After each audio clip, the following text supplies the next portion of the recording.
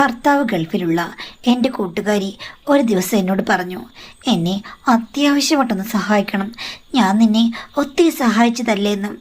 അവളുടെ സഹായാഭ്യർത്ഥന കേട്ട് ഞാനൊന്ന് ഞെട്ടി. ആ കഥയാണ് ഇന്ന് ശുഭ ടീച്ചർ പറയുന്നത്. മാഡം, എൻ്റെ പേര് ശുഭ. യഥാർത്ഥ പേരൊന്നുമല്ല. എനിക്ക് 34 വയസ്സുണ്ട്. ഞാൻ ഒരു ടീച്ചറായി വർക്ക് ചെയ്യുകയാണ്. സ്വകാര്യ സ്കൂളാണ്. എനിക്കൊരു മകനുണ്ട്. LKGയിൽ പഠിക്കുന്നു. മകനെ നോക്കാൻ അവിടെ അമ്മായിമ്മയും പിന്നെ എൻ്റെ അമ്മയുമൊക്കെ എൻ്റെ വീട്ടിലുണ്ട്. ഹസ്ബൻഡിന് സ്വകാര്യ മേഖലയിലാണ് ജോലി. എന്നോട് ഹസ്ബൻഡ് അതീവ സ്നേഹത്തിലാണ് പെരുമാറിക്കൊണ്ടിരുന്നത്. പുള്ളിയുടെ സ്നേഹവും ലാളനകളുമെല്ലാം എനിക്ക് ആവോളം കിട്ടിയിരുന്നു. മിക്കവാറും ദിവസങ്ങളിൽ ഞാൻ ആവശ്യപ്പെടാതെ തന്നെ എൻ്റെ ആവശ്യങ്ങൾ തിരിച്ചറിയുന്ന ഒരാളായിരുന്നു എൻ്റെ ഹസ്ബൻഡ്. അതേപോലെ തന്നെ എനിക്ക് പലപ്പോഴും തോന്നിയിട്ടുണ്ട്, മറ്റു പല പെണ്ണുങ്ങളും അന്ന് കംപ്ലൈൻറ്റ് ചെയ്യുമായിരുന്നു, എൻ്റെ ഭർത്താവ് എന്നെ പരിഗണിക്കുന്നില്ല, അങ്ങർക്ക് എന്നോട് താല്പര്യമില്ല, അല്ലെങ്കിൽ ഞാൻ പ്രതീക്ഷിച്ചതൊന്നും എനിക്ക് കിട്ടിയില്ല, അങ്ങനെ 100 കംപ്ലൈൻറ്റ്. പക്ഷേ എനിക്കങ്ങനെയൊന്നുമില്ലായിരുന്നു. ഞാൻ നോക്കിയപ്പോൾ പുള്ളി പെർഫെക്റ്റായ എല്ലാ ഫീച്ചേഴ്സുമുള്ള ഒരാളാണ്. സ്ത്രീയുടെ ഹൃദയവും മനസ്സും അറിയുന്ന ഒരാൾ. പിന്നെ പെണ്ണെന്താണോ പ്രതീക്ഷിക്കുന്നത് അത് തിങ്ങി നിറഞ്ഞു നിൽക്കുന്ന ഒരു ക്യാരക്ടറുള്ള ആളും. പിന്നെ എന്ത് വേണം? വേറൊരു ചിന്ത എൻ്റെ മനസ്സിൽ വന്നില്ല. കുട്ടിയൊക്കെ ഉണ്ടായി കഴിഞ്ഞിട്ടും സജീവമായി ഞങ്ങളുടെ ജീവിതം മുന്നോട്ട് പോയി. പക്ഷേ എപ്പോഴോ അതിലൊക്കെ ഒരിടവ് സംഭവിച്ചു. അദ്ദേഹത്തിന് താല്പര്യക്കുറവ് പോലെ. ഞാൻ നിങ്ങൾക്ക് എന്താ പറ്റിയത് എന്ന് ചോദിക്കാൻ തുടങ്ങി. പുള്ളി അപ്പോൾ എന്നെ കുറ്റപ്പെടുത്തി. എനിക്കൊരു പ്രശ്നവുമില്ല, നമ്മൾ പഴയതുപോലെ തന്നെയാണ്, നീ ഇങ്ങനെ സംശയിക്കരുത്. പക്ഷേ പഴയതുപോലെയല്ലെന്ന് എനിക്കറിയാമല്ലോ. എനിക്ക് എങ്ങും ഒരു സംതൃപ്തിയും കിട്ടാത്ത ഒരനുഭവങ്ങളിൽ കൂടി ഞാൻ കടന്നു പോകുകയായിരുന്നു. ഞാൻ തുടരെ അദ്ദേഹത്തിനോട് ആവശ്യപ്പെട്ടു, കാര്യം കിട്ടാത്തവരാണെങ്കിൽ ഓക്കെ, ഇത് കിട്ടിക്കൊണ്ടിരുന്ന കാര്യങ്ങൾ പെട്ടെന്ന് ഇല്ലാതായി കഴിയുമ്പോഴേക്കും വല്ലാത്ത ഒരു പ്രശ്നമാണ്. ആ പ്രശ്നം എന്നെ ബാധിക്കാൻ തുടങ്ങി. ഇത് പറഞ്ഞ് ഞങ്ങൾ പിണങ്ങാൻ തുടങ്ങി. പിണങ്ങിയപ്പോൾ അകലം കൂടുകയും ചെയ്തു. ഒരു ദിവസം, അത് ഈ ഡേറ്റൊക്കെ വരുന്നതിന് കുറച്ച് മുമ്പാണ്. ആ സമയത്ത് ഞാൻ വല്ലാത്തൊരവസ്ഥയിലായിരിക്കും. എനിക്കാണെങ്കിൽ അന്ന് സർവാംഗം തികഞ്ഞ് ഒന്ന് തുള്ളണം. അതൊക്കെ എൻ്റെ ഹസ്ബൻഡിന് നന്നായിട്ട് അറിയാം. അന്ന് ഞാൻ എക്സ്ട്രാ ആക്റ്റീവായിരിക്കും. പക്ഷേ ഇങ്ങനൊരവസ്ഥ വന്നു കഴിഞ്ഞപ്പോഴേക്കും ഹസ്ബൻഡിൻ്റെ അടുത്ത് എനിക്ക് അങ്ങോട്ട് ചെന്ന് പറയേണ്ടി വന്നു, നിങ്ങൾക്കറിയാമല്ലോ എനിക്ക് ഡേറ്റ് വരുന്നതിന് മുമ്പുള്ള സമയമാണ്, എനിക്കിന്ന് നൃത്തങ്ങളിലേക്ക് കടക്കണമെന്ന്. അപ്പോൾ ഹസ്ബൻഡ് പറഞ്ഞു, ഓ ഇന്നൊന്നും നടക്കുന്ന കാര്യമല്ല, എനിക്ക് ഭയങ്കര ക്ഷീണമാണ്, ഓഫീസിൽ നിന്ന് എക്സ്ട്രാ വർക്ക് ലോഡ് ഉണ്ടായിരുന്നു എന്നൊക്കെ പറഞ്ഞു. എനിക്കത് സഹിക്കാൻ പറ്റിയില്ല. എൻ്റെ സ്വഭാവം ആകെ മാറി. ഞാൻ ചാടി വീണു. യുദ്ധക്കളത്തിന് നടുവിൽ ഉറങ്ങിക്കിടക്കുന്ന പോരാളിയെ ഉണർത്താൻ ഞാൻ ശ്രമിച്ചു. പക്ഷേ അത് നടന്നില്ല. പോരാളി ചുരുണ്ടു കൂടിക്കിടന്ന് ഉറക്കമായിരുന്നു. ഞാൻ ഹസ്ബൻഡിനെ എന്തൊക്കെയോ പറഞ്ഞു, ഹസ്ബൻഡ് എന്നെയും പറഞ്ഞു. ചുരുക്കം പറഞ്ഞാൽ ആഗ്രഹത്തോടുകൂടി ചെന്ന അന്നത്തെ ദിവസം എനിക്ക് കിട്ടിയത് മുട്ടൊരു വഴക്കും ഞങ്ങൾ തമ്മിലുള്ള അകൽച്ചയുമായിരുന്നു. പിറ്റേ ദിവസമായി കഴിഞ്ഞപ്പോഴേക്കും ഹസ്ബൻഡ് എൻ്റെ മുഖത്ത് നോക്കാതെ അങ്ങ് പോയി. ഞാനാണെങ്കിൽ വല്ലാത്തൊരവസ്ഥയിലും എന്ത് ചെയ്യണമെന്നറിയാതെ ഞാൻ സ്കൂളിൽ പോയി. എനിക്കന്ന് കുട്ടികളെ പഠിപ്പിക്കാൻ ഒരു മൂടുമില്ലായിരുന്നു. ശരിക്കും എനിക്ക് എന്തോ ഒരു പ്രശ്നം പോലെ. എത്ര നന്നായി പോയ എൻ്റെ ജീവിതമാണ്, എനിക്കിങ്ങനൊരു ഗതികേട് വന്നല്ലോ. കെഞ്ചുകയും കേഴുകയും ചെയ്തിട്ടും എനിക്ക് കിട്ടാനുള്ളത് കിട്ടുന്നില്ലല്ലോ. ഞാൻ എവിടെ പോയി ഇതൊക്കെ കണ്ടുപിടിക്കും? എനിക്ക് വേറെ ഓപ്ഷനില്ല. എന്താണ് ഞാൻ ചെയ്യുക എന്നൊക്കെ ഓർത്ത് എൻ്റെ മനസ്സ് ഒത്തിരി അസ്വസ്ഥമാക്കി. ഞാനാണെങ്കിൽ അവിടെ മേശമേലേക്ക് തല ചായ്ച്ച് കിടന്നു. പെട്ടെന്നാണ് ആതിര ടീച്ചർ അവിടെ വന്നത്. എന്താ ടീച്ചർ, എന്ത് പറ്റിയെന്ന് ചോദിച്ചു. ഞാൻ ഒന്നും മിണ്ടിയില്ല. എൻ്റെ അടുത്തിരുന്ന് എന്നെ കുലുക്കി വിളിച്ചു. എന്താ, എന്തെങ്കിലും അസുഖമുണ്ടെന്ന് ചോദിച്ചു. ഞാൻ പറഞ്ഞു, ഒന്നുമില്ല, ഡേറ്റിന് സമമായതുകൊണ്ടാണെന്ന്. ഓ, എന്നാലും ടീച്ചർക്ക് ഇതുവരെ അങ്ങനെ ക്ഷീണം ഞാൻ കണ്ടിട്ടില്ലല്ലോ, എന്തെങ്കിലും വേറെ പ്രശ്നമുണ്ടായോ എന്ന് ചോദിച്ചു. അവൾ എന്നേക്കാൾ 2 വയസ്സിനുള്ളതാണ്. ഹസ്ബൻഡ് ഗൾഫിലാണ്. ഇതുവരെയും കുട്ടികളൊന്നും ഉണ്ടായിട്ടുമില്ല. അടിച്ചു പൊളിച്ച് നടക്കുന്ന ഒരു പ്രകൃതമാണ്. ബെല്ലും ബ്രേക്കും ഇല്ലാത്ത സംസാരം ഒത്തിരിയുണ്ട് കയ്യിൽ. പക്ഷെ ഞാൻ എപ്പോഴും പറയും, സ്കൂളിൽ വെച്ച് ആരോടും അങ്ങനെ പറയരുത്. ടീച്ചർമാരാണ്, തെറ്റിദ്ധരിക്കപ്പെടും. നമ്മൾ നല്ല സ്വഭാവത്തിന് ഉടമകളാകേണ്ടവരാണ്. അപ്പം പുറത്തിറങ്ങിയാൽ പറയാമോ എന്ന് അവൾ ചോദിക്കും. ആ ഞാൻ പറഞ്ഞു, ഒരു പ്രശ്നമില്ല, ആരും കേൾക്കുന്നില്ലല്ലോ എന്ന്. അങ്ങനെ പുറത്തിറങ്ങി കഴിയുമ്പോഴേക്കും അവൾ പല കഥകളും പറയും. പണ്ടത്തെ പ്രേമം, അവൾ യാദൃച്ഛികമായി ടീച്ചറായത്, ഹസ്ബൻഡുമായിട്ട് റിലേഷനായത്, അങ്ങനെ പല കാര്യങ്ങളും അവൾ പറയും. സത്യം പറഞ്ഞാൽ എനിക്ക് മനസ്സ് തുറക്കാൻ പറ്റിയ ഒരേ ഒരാളെ ഉണ്ടായിരുന്നുള്ളൂ. ഹസ്ബൻഡിനോട് പറഞ്ഞു കഴിഞ്ഞാൽ ഇപ്പോൾ പ്രയോജനമില്ലാത്തതുകൊണ്ട് അവളാണ് എൻ്റെ ഇൻറ്റിമേറ്റ് ഫ്രണ്ട്. അവളപ്പോൾ എന്നെ നിർബന്ധിച്ചു, എന്തുകൊണ്ട് നിന്റെ മുഖം കണ്ടാൽ അറിയാം, എത്ര നാളായിട്ട് ഞാൻ കാണുന്നതാണ് എന്ന് പറഞ്ഞ് അവൾ നിർബന്ധിച്ചു. അപ്പോൾ സ്റ്റാഫ് റൂമിൽ ആരുമില്ലായിരുന്നു. ഞങ്ങളോട് പറഞ്ഞു, ഇങ്ങോട്ട് അടുത്ത് വാ, ഞാൻ പറയാമെന്ന്. എന്നിട്ട് ഞങ്ങളോട് പറഞ്ഞു, എടി 2 വർഷമായിട്ട് ഞാനിങ്ങനെ അനുഭവിക്കുന്നു, ഞാൻ എന്ത് ചെയ്യാനാണ്? ഞാൻ കെഞ്ചി, പിന്നെ റീക്വസ്റ്റ് ചെയ്തു, എന്നിട്ടും എനിക്കൊരു തുള്ളി ദാഹജലം പോലും കിട്ടിയില്ല. അങ്ങനൊരവസ്ഥയാണ്, വരൾച്ചയാണ് മോളെ, കൊടും വരൾച്ച. അപ്പോൾ അവൾ പറഞ്ഞു, എടി എങ്കിൽ സൂക്ഷിക്കണം, കാര്യം ആണുങ്ങളിങ്ങനെ കാണിക്കുന്നതിന് പിന്നിൽ ചില വ്യക്തമായ സൈനുകളുണ്ട്. എന്താണെന്ന് ചോദിച്ചു കഴിഞ്ഞപ്പോഴേക്കും അവൾ പറഞ്ഞു, വേറെന്തെങ്കിലും സെറ്റപ്പ് കാണും, കാര്യം അങ്ങേർക്ക് വേറെ ആരോടെങ്കിലും താല്പര്യമുണ്ടായിരിക്കാം, അത് മറുവശത്ത് നടക്കുന്നുമുണ്ട്. ആണുങ്ങളെ ഒരിക്കലും വിശ്വസിക്കരുത്, അവർക്ക് ആരോട് സ്ഥായിയായ താല്പര്യമൊന്നുമില്ല. പിന്നെ സമൂഹം പറയുന്നത് കേട്ട് ഭാര്യയെ സ്നേഹിക്കുന്നുണ്ടെന്ന് അവർ നടിക്കുക മാത്രമാണ് ചെയ്യുന്നത്. പോ ടീച്ചറെ, അങ്ങനൊന്നുമില്ല, നീ വിചാരിക്കുന്ന പോലൊന്നുമല്ല. എൻ്റെ ഹസ്ബൻഡിന് അങ്ങനൊന്നുമില്ല, പുള്ളി പാവമാണ്. പാവമാണെങ്കിൽ പുള്ളിക്ക് എന്താടി പറ്റിയത്? പിന്നെ ഇത്ര ക്ഷീണം എന്താ? എങ്കിൽ ഒരു കാര്യം ചെയ്യേ, നീ ഡോക്ടറെ കൊണ്ടൊന്ന് കാണില്ല, എന്നിട്ട് പ്രഷറോ ഷുഗറോ മറ്റെന്തെങ്കിലും അസുഖങ്ങളോ മറ്റോ ഉണ്ടോ എന്ന് ടെസ്റ്റ് ചെയ്ത് നോക്ക്. അപ്പോൾ ഞാൻ പറഞ്ഞു, ഇല്ലടി, കാര്യം എന്ന് വെച്ചാൽ ഈ അടുത്ത കാലത്ത് നോക്കിയതാണ്. പിന്നെന്താ അങ്ങേരുടെ കുഴപ്പം? എനിക്ക് തോന്നുന്നത് അങ്ങേർക്ക് വേറെന്തോ ചുറ്റിക്കളി ഉണ്ടെന്നാണ്. നിന്നോട് എന്തെങ്കിലും ആവശ്യപ്പെടാറുണ്ടോ പ്രത്യേകമായിട്ട്? അപ്പോൾ ഞാൻ പറഞ്ഞു, അങ്ങനൊന്നുമില്ല. ഇന്നാളെ ഒരു ദിവസം എന്നോട് പറഞ്ഞു, മഞ്ഞ ഒരു ഫ്രോക്കോ അല്ലെങ്കിൽ മഞ്ഞ പാവാടയോ ധരിച്ചുകൊണ്ട് നീ വരണം വൈകുന്നേരം വന്നും. ഞാൻ പറഞ്ഞു, ഇവിടെ അങ്ങ് മഞ്ഞൊന്നുമില്ല, എനിക്ക് മഞ്ഞ അത്ര ഇഷ്ടമല്ല എന്ന് പറഞ്ഞു കഴിയുമ്പോഴേക്കും പുള്ളിക്ക് ഭയങ്കര ദേഷ്യമായി. അപ്പോഴേക്കും അവൾ എന്നോട് പറഞ്ഞു, എടി വേറെന്തോ ചുറ്റിക്കളയുണ്ട്, നീ ഒരു കാര്യം ചെയ്യേ, ഇന്ന് മഞ്ഞ ഉടുത്ത് അങ്ങ് ചെല്ല്. വേറെന്തോ കുരുക്കിൽ അയാൾ പെട്ടിട്ടുണ്ട്, എന്തോ ഫാൻറ്റസിയുണ്ട് മഞ്ഞ വസ്ത്രങ്ങളോട്. അതുകൊണ്ടാണ് നിന്നോട് പറഞ്ഞത്, നീ ഇത് കേട്ടിട്ട് എന്തുകൊണ്ട് ചെയ്തില്ല? എന്നാലും അങ്ങനെയൊക്കെ ഉണ്ടാകുമോ? പറയാൻ പറ്റില്ല. ഒന്നുകിൽ എന്തോ ഫാൻറ്റസിയാണ്, അല്ലെങ്കിൽ ചുറ്റിക്കളയാണ്. ഒരു കാര്യം ചെയ്യേ, ഇന്ന് വൈകിട്ടത്തേക്ക് നീ മഞ്ഞയാക്ക് എന്ന് പറഞ്ഞു. നോക്കട്ടെ, ഇന്ന് വൈകിട്ട് വരെ എല്ലാം ഓക്കെ ആകുമെന്ന് അറിയില്ല, ഡേറ്റ് വരാറായി എന്ന് പറഞ്ഞപ്പോഴേക്കും അവൾ പറഞ്ഞു, ശരി, അങ്ങനെയാണെന്നുണ്ടെങ്കിൽ ഒരു കാര്യം ചെയ്യേ, അത് കഴിയുമ്പോഴേക്കും നീ ഒരു മഞ്ഞ എവിടെന്നെങ്കിലും സംഘടിപ്പിക്കേ, എന്നിട്ട് ഒരു രാത്രി ഈ മഞ്ഞ ഫ്രോക്കോ അങ്ങനെ എന്തെങ്കിലും ഒന്ന് ധരിച്ച് ഒന്ന് ചെന്ന് നോക്ക്, എന്തെങ്കിലും മാറ്റം ഉണ്ടാകുമെന്ന് അറിയാമല്ലോ. എനിക്ക് തോന്നുന്നത് പുള്ളിക്ക് ഒരു മടുപ്പായി കാണും, വ്യത്യസ്തതകൾ തേടുകയാണ്, അതാണെന്ന്. അങ്ങനെയാണെന്ന് എനിക്ക് തോന്നുന്നത്. അതേടി, അങ്ങനെയാ തോന്നുന്നത്. അല്ല, നിന്റെ ഹസ്ബൻഡ് ഗൾഫിലായിട്ടും നീ എങ്ങനെയാടി സമാധാനത്തോടുകൂടി ഇരിക്കുന്നത്? നിനക്ക് അദ്ദേഹം വർഷത്തിലൊരിക്കൽ വരുമ്പോൾ കാണുന്ന ആ ഒരു ദിവസങ്ങളല്ലേ ഉള്ളൂ? എടി ടീച്ചർ പെണ്ണുമ്പിള്ളേ, ഞാനൊരു കാര്യം പറയട്ടെ, എൻ്റെ ഹസ്ബൻഡ് നിന്റെ ഹസ്ബൻഡിനെ പോലെയല്ല. എൻ്റെ വീട്ടുകാർ പറഞ്ഞു ഞാൻ കല്യാണം കഴിച്ചു, പണ്ടേ അങ്ങനൊരു ശുഷ്കാന്തിയില്ലാത്ത ആളാണ്. അതുകൊണ്ട് ഞാൻ എങ്ങനെയൊക്കെയോ എൻ്റെ കാര്യങ്ങൾ ഓർത്തോർത്ത് ജീവിച്ചു പോകുന്നു. പിന്നെ പച്ചക്കറികൾ ഉള്ളതുകൊണ്ടാണ് ഞാൻ ജീവിച്ചു പോകുന്നത്. ഞാൻ ചോദിച്ചാൽ അതെന്താ? എടി, വെണ്ടയ്ക്ക, പാവയ്ക്ക, പഴുതനങ്ങ അതൊക്കെ ഉള്ളത് കൊണ്ട് ഞാൻ ജീവിച്ചു പോന്നു. നീ എന്തൊക്കെയാണ് പറഞ്ഞത്? ഉള്ളതാണോ? അതേടി, ഈ കാര്യങ്ങളെല്ലാം എനിക്ക് പറഞ്ഞു തന്ന ആരെന്നറിയാമോ? എൻ്റെ വീടിനടുത്ത് തൊട്ടടുത്ത് ഒരു പെണ്ണുണ്ട്, ശ്രുതി. എൻ്റെ അടുത്ത കൂട്ടുകാരിയാണെന്ന് വേണമെങ്കിൽ പറയാം. പക്ഷേ 10-25 വയസ്സേ ഉള്ളൂ. കല്യാണം കഴിഞ്ഞിട്ട് 2 വർഷമായി. പ്രേമിച്ച് കല്യാണം കഴിച്ചതാണ്. പക്ഷെ സാമ്പത്തിക ബുദ്ധിമുട്ട് കാരണം ഹസ്ബൻഡ് ഗൾഫിൽ പോയിരിക്കുകയാണ്. അവൻ ഇതുവരെ വന്നിട്ടില്ല കല്യാണം കഴിഞ്ഞ്. അപ്പോൾ എൻ്റെ കഥയും അവളുടെ കഥയൊക്കെ സെയിമാണ്. ഞാനിങ്ങനെ പറയും. ഒരു ദിവസം ഞാൻ ഈ കാര്യങ്ങളൊക്കെ പറഞ്ഞു. അവർ പ്രേമിച്ച് കല്യാണം കഴിച്ചിട്ടുള്ളതായതുകൊണ്ട് നേരത്തെ പല അനുഭവങ്ങളും ഉണ്ടല്ലോ. അപ്പോൾ അവൾ എന്നോട് പറഞ്ഞു, അത് ശരിയാ ടീച്ചറെ, ഞാനാണെങ്കിൽ വിവാഹത്തിന് മുമ്പേ അടിച്ചു പൊളിച്ചതാണ്. പുള്ളിയെക്കുറിച്ച് ഓർക്കുമ്പോൾ എനിക്കിവിടെ ഇരിക്കപ്പുറതിയില്ല. പക്ഷേ എന്ത് ചെയ്യാനാണ്, ലഭ്യതക്കുറവല്ലേ എന്ന് വെച്ചിട്ട് നമ്മൾ ഏതെങ്കിലും രീതിയിൽ തെറ്റായ മാർഗത്തിൽ പോകാൻ പറ്റില്ലല്ലോ. അതുകൊണ്ട് തൽക്കാലം ഞാൻ പച്ചക്കറികളെ ആശ്രയിക്കുന്നു എന്ന് പറഞ്ഞ് അവളാണ് എനിക്ക് ട്രിക്ക് പറഞ്ഞു തന്നത്. പിന്നീട് ഞാനും അതൊക്കെ അനുവർത്തിച്ചു. പിന്നെ ഇപ്പോൾ പിന്നെ പുരോഗതിയുണ്ട്. അതെന്താ ടീച്ചർ പുരോഗതി?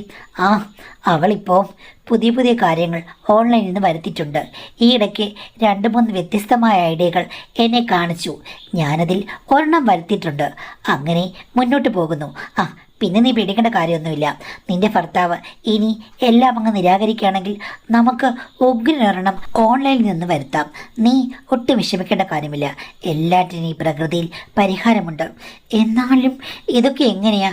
എനിക്കാണെങ്കിൽ ഇതൊക്കെ പേടിയാ എന്ന് പറഞ്ഞു കഴിഞ്ഞപ്പോഴേക്കും എനിക്ക് പേടിയായിരുന്നു. പിന്നെ ശ്രുതി പറഞ്ഞപ്പോഴാണ് ഞാനും അതിലേക്ക് എടുത്തു ചാടിയത്. അവൾ കൊച്ചു പെണ്ണല്ലേ, അവൾക്ക് പ്രശ്നമെങ്കിൽ പിന്നെ എനിക്കെന്താ പ്രശ്നം? അത് ഗുണകരമായി.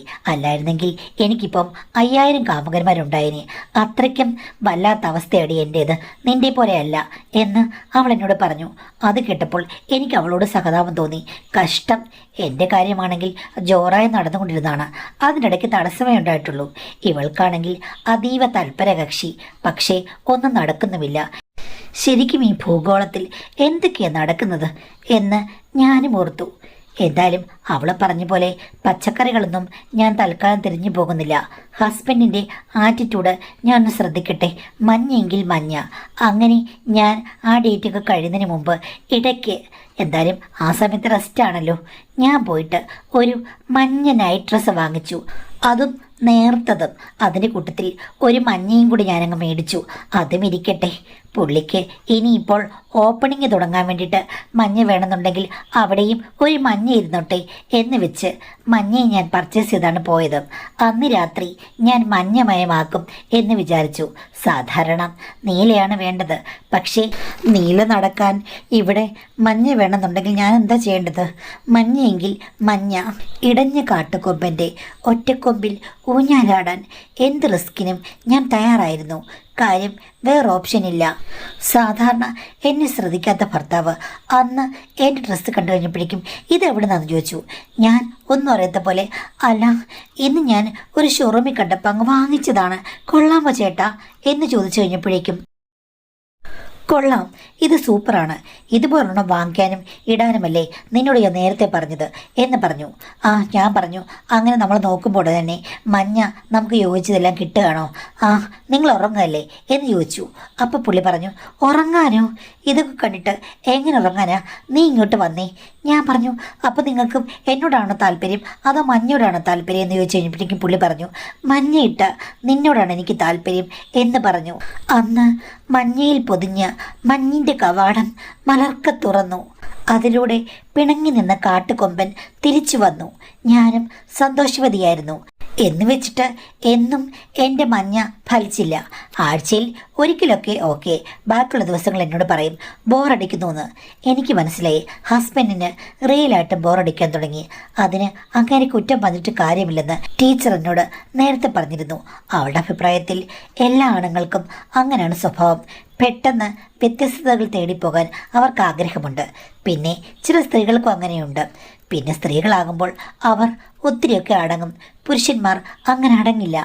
എന്തായാലും ഇതിനിടയ്ക്ക് കുറച്ച് നാൾ അവൾ എന്നോട് ഒന്നും ചോദിക്കാതിരിക്കുകയായിരുന്നു. പിന്നീട് എന്നോട് ചോദിച്ചു, എടീ മഞ്ഞ എങ്ങനെയുണ്ട്, ഫലിച്ചോന്ന്? ഞാൻ പറഞ്ഞു, മഞ്ഞ ഇടയ്ക്കിടയ്ക്ക് ഫലിക്കുന്നുണ്ടെന്ന്. അതെന്താടി ഇടയ്ക്കിടയ്ക്ക് ഫലിക്കുന്നത്? ഞാനിപ്പം ബാക്കി കാര്യങ്ങളൊക്കെ അവളോട് പറഞ്ഞു കൊടുത്തു. എന്തെങ്കിലും ആട്ടെ, ഇടയ്ക്കിടയ്ക്കെങ്കിലും മൺസൂൺ മഴ പെയ്യുന്നുണ്ടല്ലോ, അതൊരു ഭാഗ്യം. എടി എന്നാലും പഴയതുപോലെ ആകുന്നില്ല. പഴയ ആള് അങ്ങനെയല്ല, ഉശിരുള്ള ഒരാളായിരുന്നു. എന്ത് ചെയ്യാനടി, നീ ഉർവശി മേനകയൊന്നും അല്ലല്ലോ. പുള്ളി നോക്കുമ്പോൾ എപ്പോഴും നിന്റെ തിരുമുഖം തന്നെയല്ലേ കാണുന്നത്. അതിലിപ്പോൾ എന്താ ഇത്ര അത്ഭുതമുള്ളത്? അപ്പോൾ നീ എന്താടി പറഞ്ഞത്? എന്നും പ്ലാസ്റ്റിക് സർജറി ചെയ്ത് ഞാൻ മുഖം മാറ്റണമെന്നാണോ? അങ്ങനെ നമുക്ക് മാറ്റാൻ പറ്റില്ലയോ? എന്ത് ചെയ്യാനാ? പുള്ളിയുടെ കനവിൽ കുറേ ആളുകൾ കാണും. അഴിച്ചുവിട്ട പശുവിനെ എന്നും കറന്ന് പാല് കുടിക്കാമെന്ന് വിചാരിക്കുന്ന നിനക്ക് തെറ്റി. അത് സ്വതന്ത്രമായി കാട്ടിൽ വിഹരിക്കുമോളെ. എല്ലാം കൈവിട്ടു പോയി. എടീ ഇവിടെ ഇപ്പോൾ പശുവല്ലല്ലോ, കാളയല്ലേ എന്ന് പറഞ്ഞപ്പോൾ അവൾ പറഞ്ഞു, എടീ കടങ്കഥയുടെ ഉപമ മാത്രം നീ കേട്ടാൽ മതി, അല്ലാതെ നീ അതിലെ വാചകങ്ങളെ ക്വസ്റ്റ്യൻ ചെയ്യരുത്. ഞാനിതുവരെയും എൻ്റെ കാര്യങ്ങളൊക്കെ നിന്നോട് പറഞ്ഞിട്ടുണ്ടെങ്കിലും ഒരു കാര്യം ഞാൻ ചോദിച്ചിട്ടില്ല. നീ എപ്പോഴും പറയുമല്ലോ നിൻ്റെ ഭർത്താവ് ആനയാണ് ചേനയാണെന്നൊക്കെ. പക്ഷേ നീ അതിനുള്ള പ്രൂഫുകളൊന്നും എന്നെ കാണിച്ചിട്ടില്ല. എന്തെങ്കിലും പിക്ചേഴ്സൊക്കെ എടുത്തു വെച്ചിട്ടുണ്ടെങ്കിൽ നീ എനിക്ക് ജസ്റ്റ് കാണിച്ചു തരാമോ, അല്ലെങ്കിൽ ഷെയർ ചെയ്യാമോ? അയ്യേ, ഞങ്ങൾ പിക്ചേഴ്സൊന്നും എടുക്കാറില്ല. മുഖമില്ലാത്ത പിക്ചേഴ്സ് എടുത്താൽ എന്താടി കുഴപ്പം? അതൊക്കെ ഒരു രസമല്ലേ, സ്വകാര്യമായി സൂക്ഷിക്കണം. അപ്പോൾ ഇടയ്ക്ക് നമുക്ക് ഒന്ന് കാണാമല്ലോ. ഞാനും എൻ്റെ ഭർത്താവും പിക്ചേഴ്സ് എടുത്തിട്ടുണ്ട്, ഞാൻ കാണിക്കാമെന്ന് പറഞ്ഞിട്ട് അവൾ എന്നെ കാണിച്ചു. അവൾ പറഞ്ഞത് കറക്റ്റാണ്. ശരിയായ ഒരു ഉയർത്തെഴുന്നേൽപ്പില്ലാത്ത ഒരാൾ പറഞ്ഞിട്ട് കാര്യമില്ല, അവളുടെ വിധി. പക്ഷേ മുഖം നല്ല സുന്ദരമാണ്. അപ്പോൾ അവൾ പിന്നെയും പറഞ്ഞു, ആ നീ ഇങ്ങനെ കിടന്ന് ഓരോ ഗീർവാണങ്ങൾ പറയുന്നു, പക്ഷേ യഥാർത്ഥത്തിൽ എന്തെങ്കിലും ഉണ്ടോയെന്ന് എനിക്ക് തോന്നുന്നില്ല. ചുരുക്കം പറഞ്ഞു കഴിഞ്ഞാൽ നീ എല്ലാം ഒളിക്കുകയും മറക്കുകയും ചെയ്യുകയാണ്. എൻ്റെ ഭർത്താവിനെ പോലെ തന്നെയാണ് നിൻ്റെ ഭർത്താവും, അല്ലാതെ നീ പറയുന്ന പ്രത്യേക ഫീച്ചേഴ്സ് ഒന്നുമില്ല അങ്ങേർക്കെന്ന് പറഞ്ഞു. ഞാൻ പറഞ്ഞു, ആഹാ, അത്രയ്ക്ക് എന്നെ വെല്ലുവിളിക്കുകയാണെങ്കിൽ ഞാൻ ഫോട്ടോ കൊണ്ട് കാണിക്കാമെന്നും, മിടുക്കിയാണെങ്കിൽ ഫോട്ടോയും വീഡിയോയും കൊണ്ടുവരണമെന്ന് പറഞ്ഞ് അവൾ എന്നെ വെല്ലുവിളിച്ചു. പക്ഷേ എനിക്കറിയാം അവൾക്ക് കാണാനുള്ള ആഗ്രഹം കൊണ്ട് പറഞ്ഞതായിരിക്കാം. എന്തായാലും എടുത്തേക്കാം. ആഴ്ചയിൽ ഒരു ദിവസമെങ്കിലും എൻ്റെ മഞ്ഞ പ്രയോഗം ഫലിക്കുന്നുണ്ടല്ലോ. അങ്ങനെ ഞാൻ ഒരു ഫോട്ടോ എടുത്തു, അത് അവളെ കൊണ്ട് കാണിച്ചു. അവൾ വോ എന്ന് പറഞ്ഞ് അലറി വിളിച്ചു. സ്റ്റാഫ് റൂമിൽ ഇത്തിരി ദൂരെ ഇരുന്ന ആളുകൾ എന്താ ടീച്ചറെ എന്ത് പറ്റും ചോദിച്ചു. ചുമ്മാ ദേ ഒരു ക്യൂട്ട് ഫോട്ടോ കണ്ട് ചിരിച്ചതാ എന്ന് പറഞ്ഞു. എല്ലാവരും പോയി കഴിഞ്ഞപ്പോൾ അവൾ എന്നെ അഭിനന്ദിച്ചു. നീ പറയുന്നത് അക്ഷരം പ്രതി ശരിയാണ്.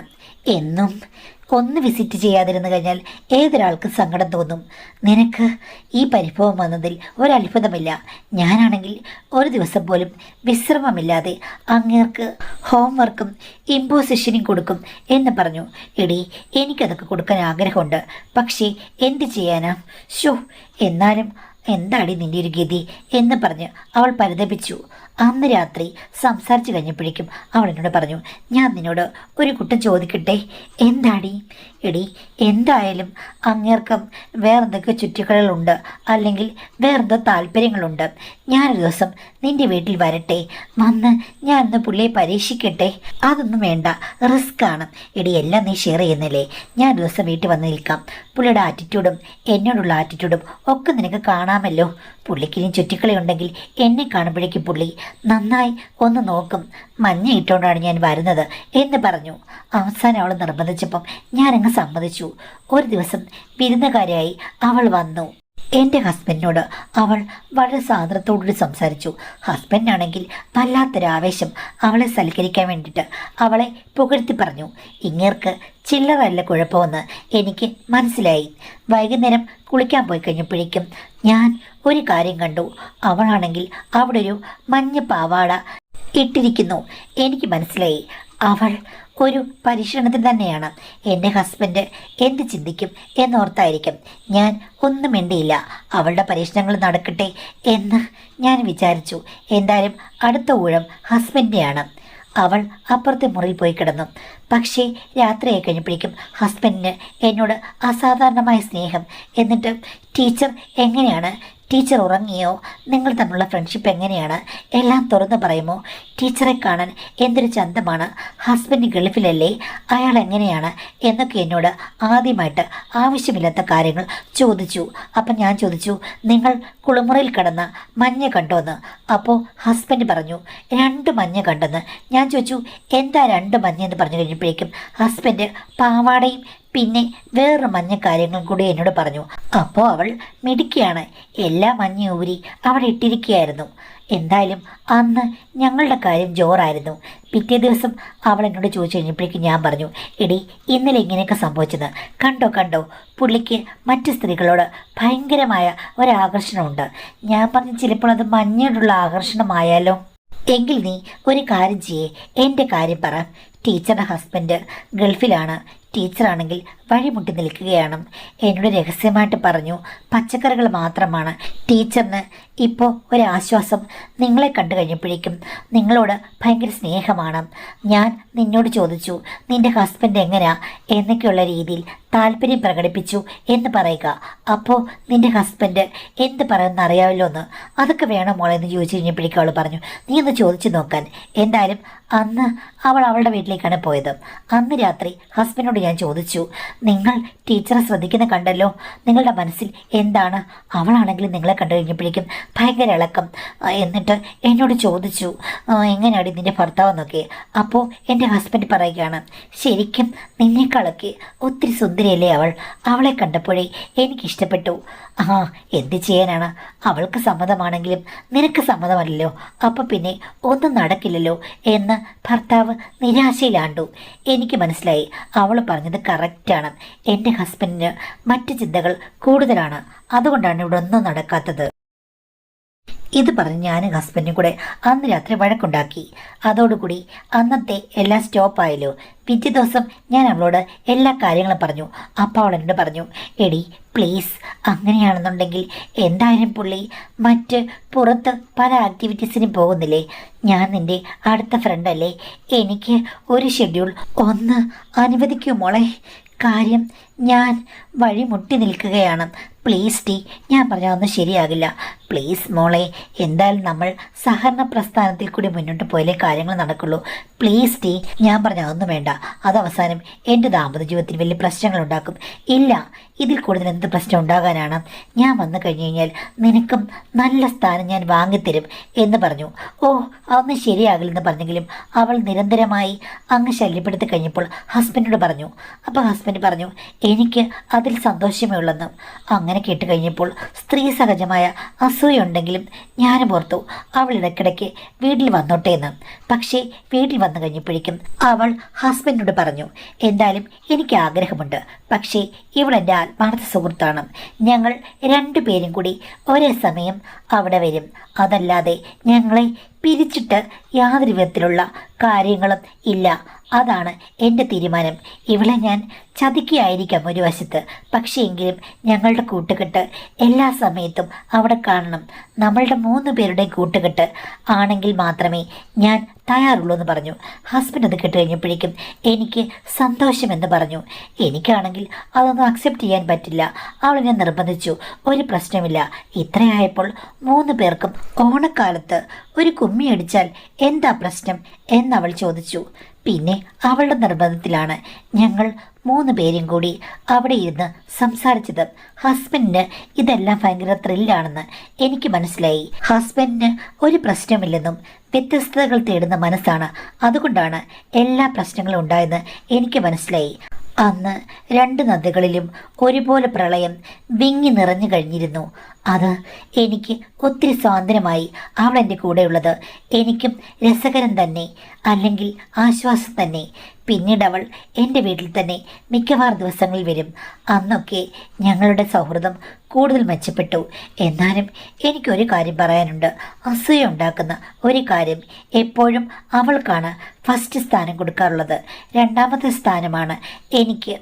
അതെന്നെ അസ്വസ്ഥപ്പെടുത്തുമെങ്കിലും ഈ കൂട്ടുകെട്ട് എനിക്ക് വിടാൻ പറ്റില്ല. കാര്യം എല്ലാം സ്മൂത്തായി പോകുന്നത് അവളുടെ സാന്നിധ്യമുള്ളത് കൊണ്ട് മാത്രമാണെന്ന് എനിക്ക് തോന്നാറുണ്ട് മാഡം എന്നാണ് പറഞ്ഞിരിക്കുന്നത്. മനുഷ്യർക്ക് എന്തെല്ലാം വിചിത്രമായ കാര്യങ്ങളും ഐഡിയകളും ബന്ധങ്ങളും അതിൻ്റെ ഓരോരോ സൂത്രവാക്യങ്ങളും അല്ലെങ്കിൽ പ്രശ്നങ്ങൾ കണ്ടെത്തുക, അത് അവർ തന്നെ പരിഹരിക്കുക. ഇതൊക്കെ കേൾക്കുമ്പോൾ മനുഷ്യർ നമ്മൾ വിചാരിക്കുന്ന രീതിയിലുള്ള ഒരു പ്രത്യേക തലത്തിൽ ജീവിക്കുന്ന ആൾക്കാരൊന്നുമല്ല. ഓരോരുത്തരും വ്യത്യസ്തരാണ്. ഓരോ ദിവസവും നമ്മൾ ഓരോ ഭാവങ്ങളും ഓരോ മനോഗതികളുമാണ് കേൾക്കുന്നത്. അപ്പോൾ മനുഷ്യരുടെ കഥകൾ ഒരിക്കലും അവസാനിക്കുന്നില്ല. അതിൽ തെറ്റ് കാണാം, ശരി കാണാം. ചിലതിലൊന്നും നമുക്ക് ഒന്നും പറയാൻ കാണില്ല. ചിലപ്പോൾ അവർക്ക് നമ്മളുടെ ഒരു ഉപദേശവും വേണ്ട, നല്ല കാര്യങ്ങളൊന്നും ആയിരിക്കില്ല പറയുന്നെങ്കിൽ കൂടിയും അവരുടെ അനുഭവങ്ങളെന്ന് പറയുമ്പോഴേക്കും തികച്ചും വ്യത്യസ്തമായിരിക്കും. അപ്പോൾ എനിക്കിതിൽ കൂടുതലൊന്നും പറയാനില്ല. അവരുടെ ജീവിതം അവർ മാനേജ് ചെയ്യുന്നു. എസെൻഷ്യൽ എന്ന് തോന്നുന്ന കാര്യങ്ങൾ മനുഷ്യൻ എവിടെയും മാറ്റിവെച്ച് ചരിത്രമില്ലല്ലോ. അതവൻ എപ്പോഴും അന്വേഷിച്ചുകൊണ്ടിരിക്കും.